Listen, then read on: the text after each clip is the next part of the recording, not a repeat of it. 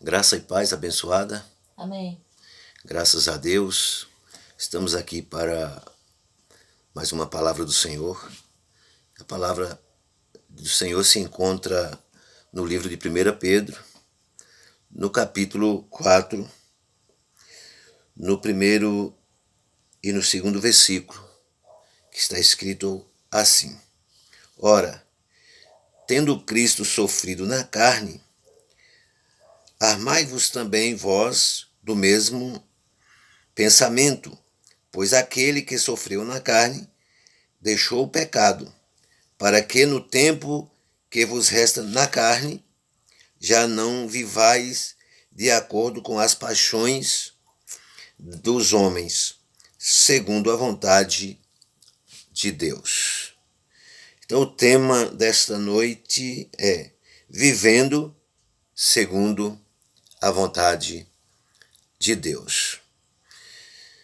É glorioso nós vivemos segundo a vontade de Deus, e o próprio Deus, Ele mesmo é quem nos ensina, nos alicerça, para que nós possamos então viver segundo a sua vontade. E a vontade de Deus, ela é perfeita em todos os aspectos. Então nós estamos aprendendo nesta noite, em nome de Jesus. Amém? Amém. Está escrito que Cristo sofreu na carne, tendo sofrido na carne, e diz para nós armarmos do mesmo pensamento, porque aquele que sofreu na carne deixou o pecado. Nós sabemos que Jesus não tinha pecado, mas ele sofreu na carne por nós, para que nós venhamos ter este mesmo pensamento, que por causa do sofrimento de Jesus na carne, nós não temos pecado, ou seja, nós não vivemos a prática do pecado, porque não nos agrada pecar, porque Cristo sofreu por nós, e nós, em agradecimento ao sofrimento de Cristo por nós e o Espírito Santo que nos ajuda, cada dia nós vivemos fazendo assim a vontade de Deus. Isso é o que o apóstolo Pedro aqui está falando, para que nós venhamos ter esse mesmo pensamento, pensamento de que Jesus, como não tinha pecado, e ele sofreu na carne, então foi pelos nossos pecados. Ele tomou o nosso lugar. Então ele diz aí no versículo 2 também, que fora lido, para que no tempo que vos resta na carne, já não os vivais de acordo com as paixões dos homens, mas segundo a vontade de Deus. Então nós devemos viver não as paixões dos homens, as vontades dos homens, as coisas que até nos agrada, muitas das vezes nos agrada na carne, mas quando é desagradável a Deus, nós vamos não fazer a vontade da nossa carne, mas viver segundo a vontade de Deus, fazer de conformidade com a vontade, com o querer de Deus. Porque se ele sofreu na carne, e fala para que nós venhamos ter esse mesmo sentimento, então nós vamos aqui entender, vamos citar alguns versículos para que nós possamos entender qual é esse pensamento que tem que estar a cada dia na nossa mente, acerca que o pecado não nos domina, não porque nós somos perfeitos, como eu disse, mas simplesmente porque Jesus, que não tinha pecado, se fez pecado por nós e morreu pelos nossos pecados. Então vamos ver aqui, falando de deixar o pecado, vamos ver aqui em Hebreus, no capítulo 12 e no versículo do 1 ao 3. Hebreus, capítulo 12, voltando um pouquinho aqui.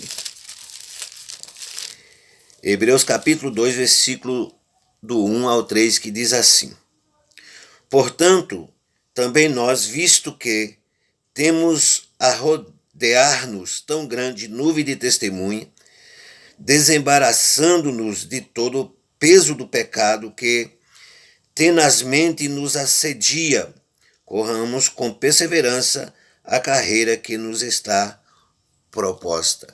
Então, qual é a carreira que nos está proposta?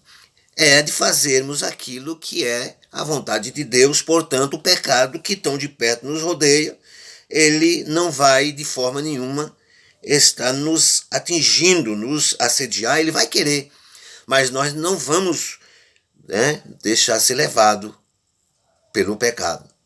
Está dando para entender? Amém. Glória a Deus. Então, o pecado não vai poder de maneira nenhuma nos alcançar, mesmo que a carne tem tem isso, né?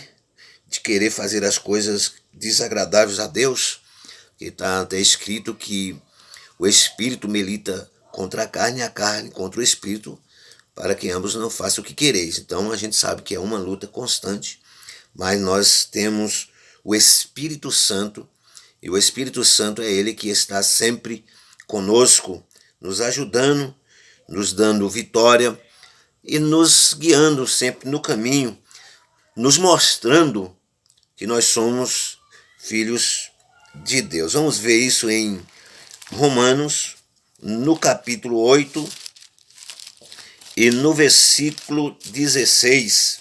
Que coisa gloriosa, olha só. O próprio Espírito, que é o Espírito Santo, está em letra maiúscula, é o Espírito Santo, o próprio Espírito testifica com o nosso Espírito que somos filhos de Deus. Então nós temos essa testificação. Não é esse ou aquele que venha dizer se somos ou se não somos, mas é o Espírito Santo que diz que nós somos filhos de Deus. É ele que faz essa testificação. E essa testificação é com o nosso Espírito que nós somos filhos de Deus. Por isso que nós somos filhos, nós somos também herdeiros, somos herdeiro de Deus, é o que diz o versículo 17, e co-herdeiro com Cristo. Se com ele sofremos, também com ele seremos glorificados. Então é através do sofrimento de Cristo que nós nos tornamos herdeiros de Deus, porque Cristo sofreu, padeceu, morreu naquela cruz, ressuscitou para que nós tenhamos também vida nele. Então essa é a garantia. Nós temos vida em Cristo. Eu e você, nós temos vida em Cristo Jesus. Glória a Deus. Então vamos continuar aqui em 1 Pedro, no versículo 3, que diz assim, capítulo 4, versículo 3. Porque basta o tempo decorrido para terdes executado a vontade dos gentios, tendo andado em dissoluções, concupiscências, borracherias, orgias, bebedices em detestáveis idolatrias. Por isso, difamando-vos, estranham que não concorreis com eles ao mesmo excesso de devassidão, os quais hão de prestar conta àquele que é competente para julgar vivos e mortos, pois para esse fim foi o evangelho pregado também a mortos, para que, mesmo julgados na carne, segundo os homens, viva no espírito, segundo a vontade de Deus. Então veja que nós andávamos, né, os gentios andávamos, nós como gentios, nós andávamos em dissolução, concupiscência, borracherias, né, orgias, bebedices e detestáveis idolatrias. Nós defamava, nós eram pessoas que às vezes fazia coisas que até desagradavam o nosso próximo, vivíamos de uma forma que não cumpríamos a vontade de Deus, não cumpríamos a lei de Cristo, que a lei de Cristo é bem profunda, né? A lei de Cristo ela é bem profunda, que está escrito em Gálatas no capítulo 6 e no versículo 2, levais a cargas uns dos outros e assim cumprireis a lei de Cristo. E nós não fazíamos isso, por quê? Porque nós não levávamos as cargas uns dos outros, nós gostávamos de quem gostasse de nós. Se a pessoa nos aborrecia, às vezes nós ficávamos de cara feia, sei lá, mas agora é diferente.